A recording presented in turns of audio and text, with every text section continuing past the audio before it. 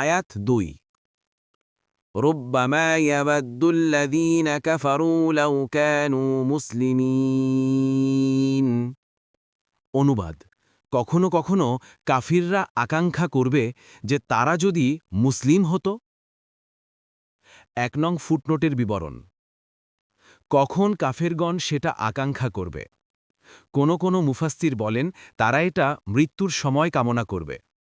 ইবনে কাসির: তবে এ ব্যাপারে একটি হাদিসের দিকে তাকালে আমরা স্পষ্ট দেখতে পাই যে সেটা আখেরাতে তারা কামনা করবে।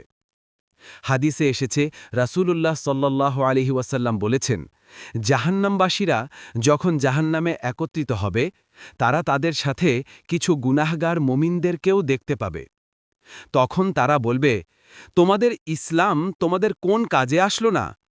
তোমরা তো দেখছি আমাদের সাথে জাহান্নামেই রয়ে গেলে। তারা বলবে, আমাদের কিছু গুনাহ ছিল যার কারণে আমাদের পাকড়াও করা হয়েছে। তারা যা বলেছে আল্লাহ তা শুনলেন। রাসূলুল্লাহ সাল্লাল্লাহু আলাইহি ওয়াসাল্লাম বললেন, তখন কিবলার অনুসারী মুসলিমগণকে বের করার নির্দেশ দেয়া হবে।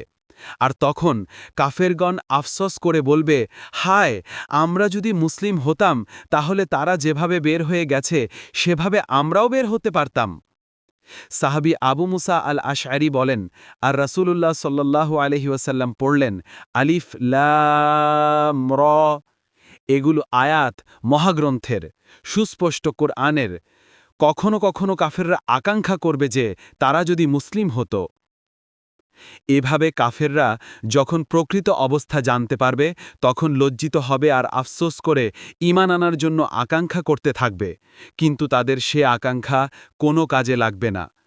অন্যত্র আল্লাহ বলেন, আপনি যদি দেখতে পাতেন যখন তাদেরকে আগুনের পাশে দাঁড় করানো হবে এবং তারা বলবে, হায়, যদি আমাদেরকে আবার ফেরত পাঠানো হতো তবে আমরা আমাদের প্রতিপালকের নিদর্শনকে অস্বীকার করতাম না এবং আমরা মুমিনদের অন্তর্ভুক্ত হতাম।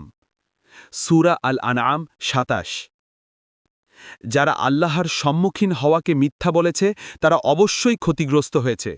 এমনকি হঠাৎ তাদের কাছে যখন কিয়ামত উপস্থিত হবে তখন তারা বলবে, হায়, এটাকে আমরা যে অবহেলা করেছি তার জন্য আক্ষেপ।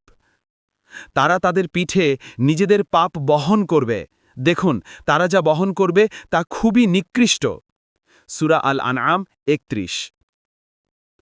জালিম ব্যক্তি সেদিন নিজের ২ হাত দংশন করতে করতে বলবে, হায়, আমি যদি রসুলের সাথে সৎপথ অবলম্বন করতাম।